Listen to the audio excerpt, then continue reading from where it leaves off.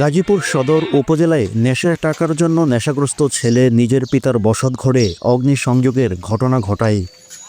মঙ্গলবার সকালে উপজেলার ভাওয়ালগড় ইউনিয়নের ভবানীপুর এলাকার বাসিন্দা ফালানুল্লাহ নুরুদ্দিনের বাড়িতে এই ঘটনা ঘটে।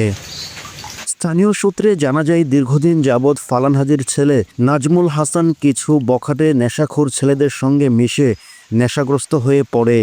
তার পিতাসহ যারাই তাকে নেশা গ্রহণে বাধা প্রদান করে তাকে সে দেশীয় অস্ত্র দিয়ে ধাওয়া করে।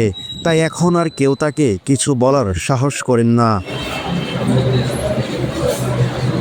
আমার ছেলে নেশা করে দেখে তারা রিয়াব পেলাম, রিয়াব থেকে তারা আইনাল সফরে গেলাম, সফরতে আনার পরে আবারও হয় নেশা করে তারা অনেক বুঝাইলাম শুনলাম, আমার কোনো কথা শুনে না, যাও মাঝে দৌড়ায় বারাইটা করে বাইয়া, এরপরে এই টেহা না দিলে দৌড়ায় তারা জায়গা জমি পেয়েছে, আমি টেহা দিতাম এই কথা বলে। এরপরে বাড়ি ঘরের ভিতরে আগুন লাগাই দিতে, বাড়ি ঘরের ভিতরে আগুন লাগে, আমার চারটা ঘুম ফিরে লাগছে, রুমের ভিতরে সব কিছু আছে, এরপরে তার বড়িও পাইছে।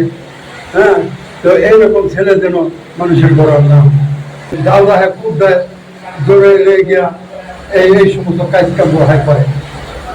তো এইরকম ছেলের যে সুস্থ বিচার যেন হয়, আর তার বিচার করা দরকার।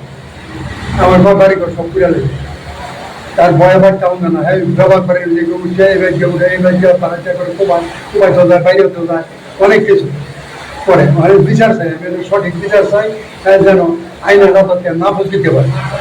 নাজমুলের পিতা ফালান জানান, আমার ছেলে নাজমুল নেশা করত বিধায় তাকে একবার রিহেবে পাঠায়। রিহেব থেকে আসার পরে আমি তাকে সাথে করে নিয়ে চিল্লাই যাই, তারপরও তাকে নেশা থেকে ফিরিয়ে আনতে পারিনি। এখন সে বিভিন্ন সময় আমার কাছে নেশার জন্য টাকা পয়সা দাবি করে। তাকে টাকা দিতে না চাইলে সে আমার বাড়ির ভাড়াটিয়াদেরকে দা বটে দিয়ে ধাওয়া করে। এক পর্যায়ে আমার জমি বিক্রি করে তাকে টাকা দিতে বলে।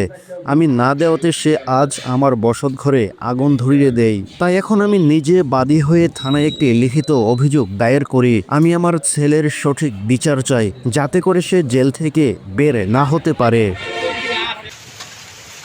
টাকা পয়সা কিছু নেশার জন্য টাকা চেয়েছিল, টাকা দিতে পরিবার অপরগতা প্রকাশ করায় আর তাদের কাছে ঘরে আগুন ধরিয়ে দেয়।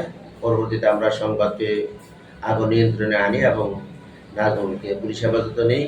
নাজমুলকে চেক ব্যাক করা করে তার বডিতে মাদক ইয়াবা উদ্ধার হয় এবং ঘরে আগুন দেওয়া ঘটনায় তার পিতা স্বয়ং নিজে বাদী হয়ে জয়দেবপুর থানায় একখানা অভিযোগ দেন।